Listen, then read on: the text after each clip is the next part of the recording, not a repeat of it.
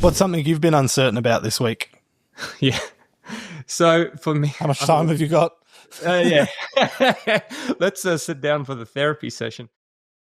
How do you fight an enemy that you can't see? If you're building a business and you're constantly second-guessing your decisions, or you're worried that you're not moving fast enough, or that something's going to come along and destroy your business overnight, you're probably in the right place. The paranoia and uncertainty can drive you through no matter how dark it gets. Me and Ken are building Clipflow, a SaaS platform, and we've already had previous success building another business, and we sort of assumed that we wouldn't be uncertain about the next one because we would have the confidence from the last business. However, we still deal with this every day, and this is how we use it as fuel to drive every decision we make and everything we do to try and be the best and fight these invisible enemies in the most efficient way possible.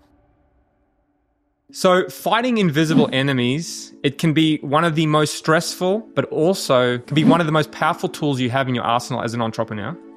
Now, you can see this doesn't just play with when you're starting out, when you kind of don't know, and you usually have reason to be, fearful of competition, especially when you're starting out and you don't really know how to run a business. But you can see even the big dogs have the same problems, right? So here's a quote from Hormozi. The first one is, if you feel like you're behind, if you feel like you're losing, if you're not sure it's going to work, there's nothing wrong with you, welcome to entrepreneurship, right? That's solid. Like, he's been doing this for a long time. We've been doing this for a long time. Another really good quote by Alex is, the winner's mindset sits in the uncomfortable place between two surface level contradictions: extreme paranoia in the present and unshakable faith in the future. The tension between the two makes someone hard to beat today and hard to outlast tomorrow. So I think the first thing that you see when you're building a business is constantly worrying or stressing that someone else has got your idea, some other team out there is building the same product and they're going to beat you to the market. There's two ways to basically process this. And one's healthy and one's unhealthy. One is you stress about it and feel like you're out of control, right? So you've given up control to something else, which is the fear. And it doesn't really help you get anywhere. You're just going to sit there, you're going to worry about it, it's going to be weighing on you.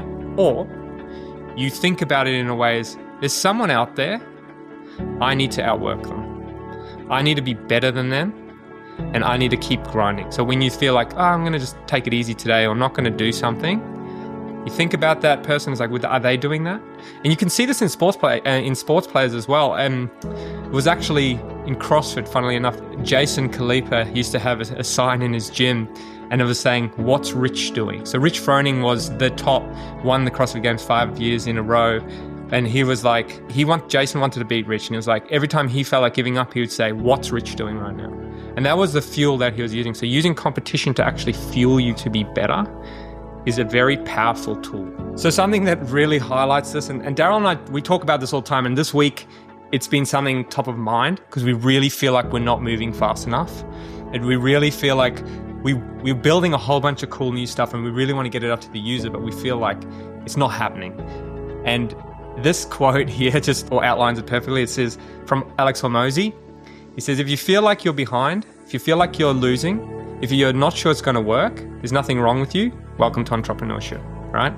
So, Darrell, that feels good because that just helps us feel like, hey, you're not alone. Everyone feels this no matter how big your business is. Yeah, and I think his point there is if you're not feeling that way, you don't have enough of an eye on what actually matters, right? Yeah. If you're not looking for the invisible enemies, then your business isn't going to last very long. What's something you've been uncertain about this week? Yeah. So for me, how much time have you got? Yeah. Let's sit down for the therapy session. Yeah. So this is the thing. For us right now in Clipflow, we have a lot going on. We are growing, which is awesome. We have a whole bunch of stuff we have to build. One of them is pricing, like actually implementing that so that we can start charging people.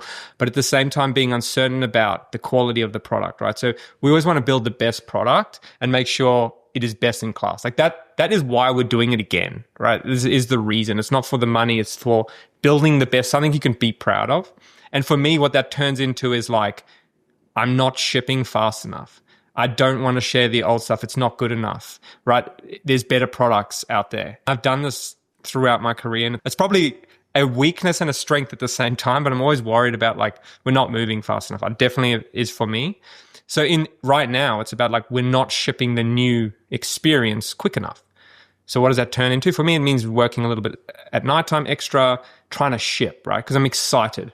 And the funny thing is here, it's not actually tiring me out. It's actually giving me energy, which is bizarre because you think about people when they go, I'm working more, you feel like I'm getting tired. But actually for me, it feels like it's giving me that energy. So for me, it's about shipping what we want to ship fast enough. But I love creating the invisible enemy.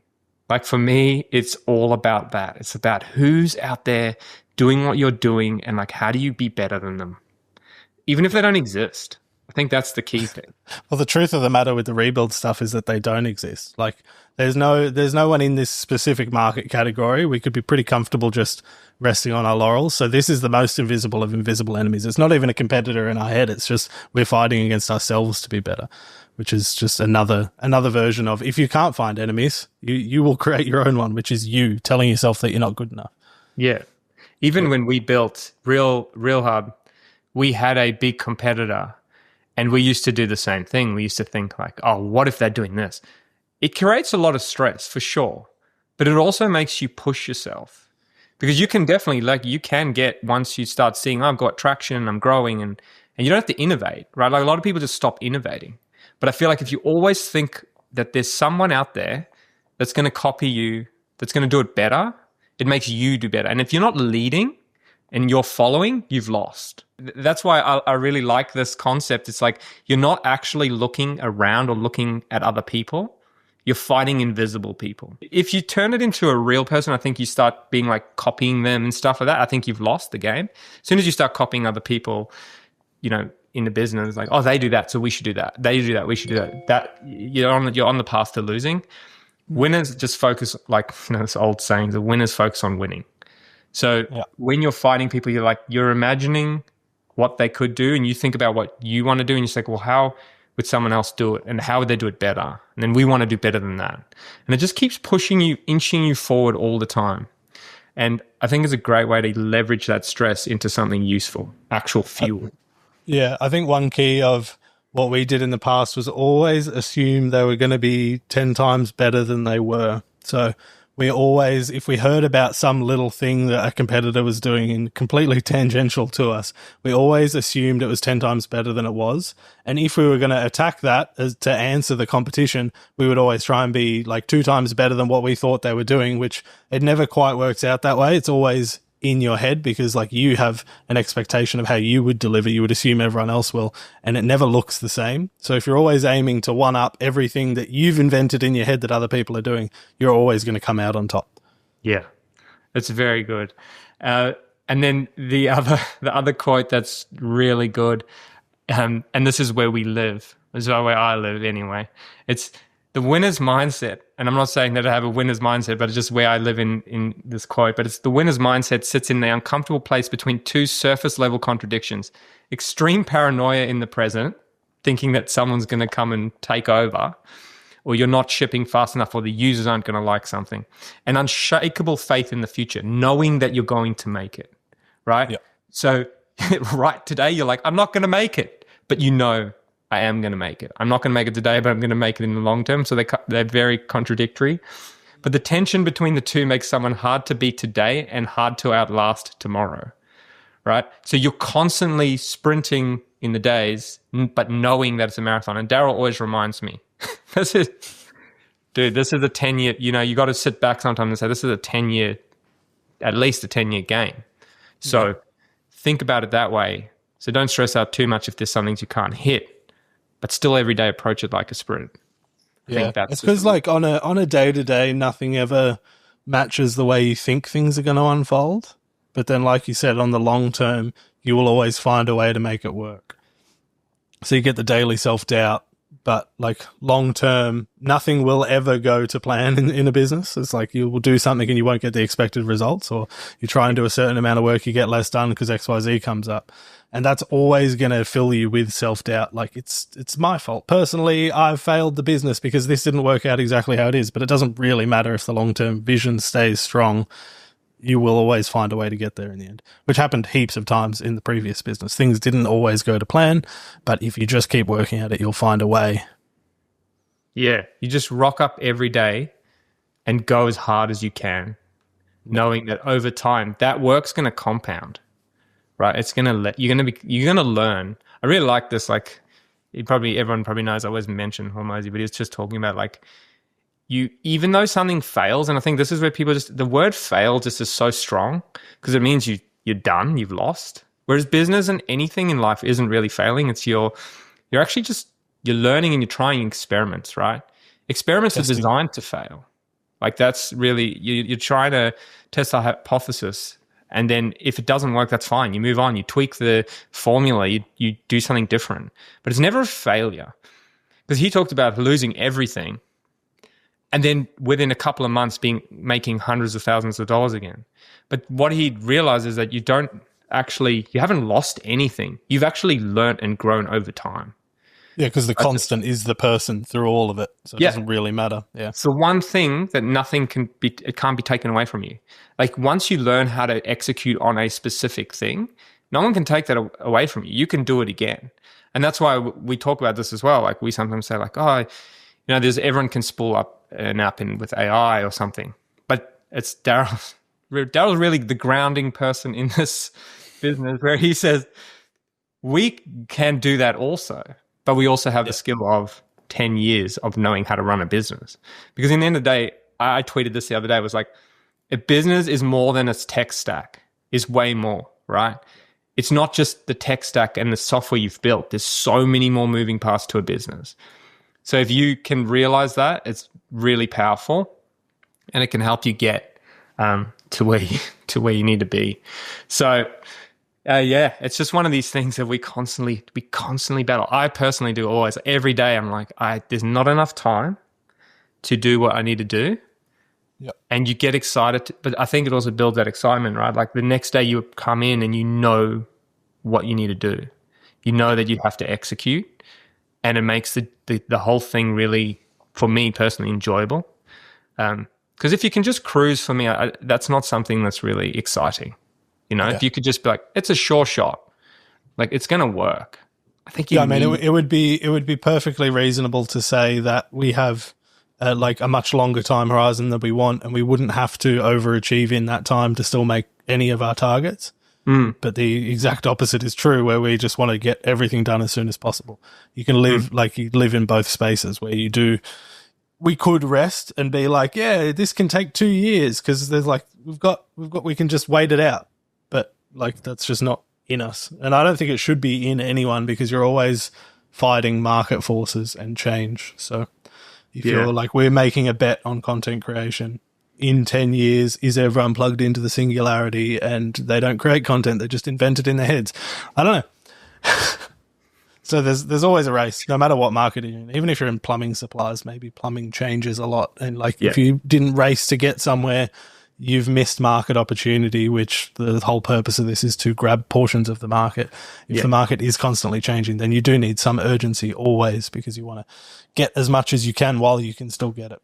Yeah, and I think it almost plays into the first mover's advantage as well, like for most business, because even though you're not in a new industry, you can still be a first mover in the way that you adopt things. You can adopt technology, you can adopt certain practices or certain ways of doing things. And if you move fast and constantly paranoid that your competitor is doing that, which forces you, as long as you're not making stupid decisions, obviously, we don't want to say oh yeah, they're going to do this. It can't, that's why I keep saying it has to be a competitor it's basically a clone of you in your head. Yeah, right? It has to be a bunch of things that you put there, but you don't necessarily, you still have to choose whether or not to act on them. If they were a real competitor, you would have to look at it and say, I don't want to compete with that person on price because long term, I don't want to race to the bottom. You do the same thing with the invisible ones. You go that one, I do want to listen to, this one I don't, because it makes sense for the business. Yeah. You got to be making smart decisions. And I think so people always there's two plays, there's the first mover advantage where you get to do the first product, and then you have basically the second mover or the people that come in and refine. So Apple did that with things like the phones and stuff. And I think that's cool. But there's also the play I almost think is you're the first mover, but you also keep iterating and refining. Because the problem with the first movers are they grab a whole bunch of market share and they go, cool, we did it. We've done it. We don't have to innovate. We're done. This is the phone. And then Apple's no, this is the phone. So, and then people come in and then it's just every phone looks the same. But if you can and they've stopped innovating. So if you can keep innovating but also be a first mover, you have a very big advantage. So yeah, for us, it's one of those things like constantly every day just rocking up. Like one of the things we could definitely do, which you see a lot of people do, is like, oh yeah, we're doing the 4-day work week because we work for ourselves and we can, But guess what? In this business, like you do 6-day work week because you want to do more work. You want to get it done. Yeah. You want to get it done. And the funny thing is that it's never done. That's the best part. But like this time around, it's been really interesting, my mindset around everything. It's like when I'm working, I think about it and I go, why am I working? And then I'm like, I'm working because I love this. That's why I'm working. So then it's a very easy way to like go like, in eventually, because what happens in a company, you have more employees and stuff. And then you go like, well, they're not working like me, and that's fine because one, it's not their thing. And two, they may not love it. And if you're putting in the hours, it's because you want to. And this is the difference for me this time around. It's not because I have to. It's because I want to. So when I sit on a Saturday doing the work, it's like, I'm here because I want to. And that's a really freeing thought because you don't feel like, I have to do this. Yeah, if you're a first-time founder and you're thinking that the stress is because of not having money and all of those things, it's not just that. It's also you just driving yourself because we've both experienced that where we thought like second time around, pretty cruisy, you won't be stressed about anything. No, you put the same level of stress on yourself regardless. So you're just meant to live in a healthy amount of stress. It's just all about how you just separate from it. Separate, like disassociate, I guess, where you're in it, you're stressed, but you know that you're not stressed on the outside, which comes back to that, like knowing you're going to make it and always doubting that you're going to make it thing. You've got two personalities, split them apart, not in an unhealthy, like whatever they call that, where people get split personalities, but you've got your stress personality and the one who is aware of it and happy to let it happen so you can succeed, basically. Because in the end of the day, like stress has also been given a really bad name. But if we start getting all scientific about it, it's actually a tool you use to perform better. When you're stressed, everything physiologically works better. That's the whole point. You just don't want to be in a constant state of stress. So if you are able to be stressed while you're working and you use that anxiety to fuel you, it's very different to being felt like, because I think where it hurts is when you feel helpless. That's when stress is bad. Like when you're like, I do not know how to solve this, right? Yep.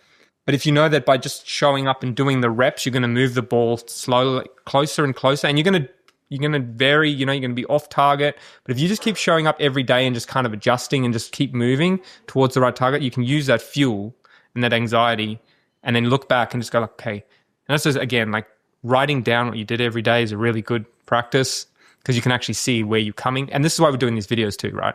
We want to use them. It's not even about like the views. It's about like looking back and seeing like, what was your mindset? What were you learning at that time? I think it's super useful and it can be useful for other people also going through it. But yeah, fighting that invisible enemy to keep you moving forward, it's super powerful. It's a superpower. And it's never going anywhere. That's like, I think it's the same as progress in the gym, right? You're always progressing little bits to the point that you don't really remember that you used to not be able to move 50 kilos above your head. And like you're disappointed that you can't do these tiny improvements. And it's the same thing in business. You're always fighting yourself. You're always getting better. So your invisible enemy is always getting better and probably to an exponential curve better, where if it's always 10x better than you and you get 1% better, then it's 100x. Like it's always just getting to an unachievable amount. Correct. So you're always going to feel insignificant compared to your invisible enemy if you keep correct. Because yeah, we're fighting now a boss or an enemy that's got 10 years experience or 20, like for me, 20 years writing code experience, 10 years running a big business. Like that's my enemy, right? I'm not fighting someone who's better than that. Yeah. Yeah. I'm fighting someone better than that. Right. So, like you're like, oh yeah, that's a good thing. The one thing that was really freeing, I think, for us as well is we got bought by a very big company and we got to see inside. Because a lot of the times your big enemies are big companies, right? You think, oh, that company, like, they're going to crush me. But the secret is probably not. The companies that you should be most scared about are the startups, the ones that are willing to do whatever it takes. Whereas when you get we had this at every scale. We had it with our customers, where we thought like bigger agency will mean more organized, better business. Then we had it with the company we merged with, which was bigger again. And then the company that bought us bigger again. And every time in my head, I was like, these guys have got it figured out. that everything's going to be running smoothly in there and they'll be able to execute on everything. It's not necessarily true at any scale. It's definitely not true. I used to imagine like Coca-Cola must be brilliantly run, right? Everything must be right in there. Probably not. So if you want to make a beverage, funny go do it. The biggest corporations run on Excel or Google Drive spreadsheets. Yeah, everyone's the backbone of the entire world. Excel. Quite scary. Yeah, Excel. So, yeah, we just wanted to share that. Hopefully, you can see and use that fuel or that anxiety as something to actually help you move forward. But other than remember, it's a good thing. And everyone's got it.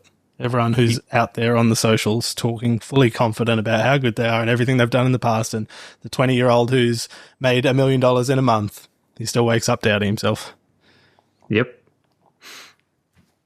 Till next time. Catch you later. Good luck.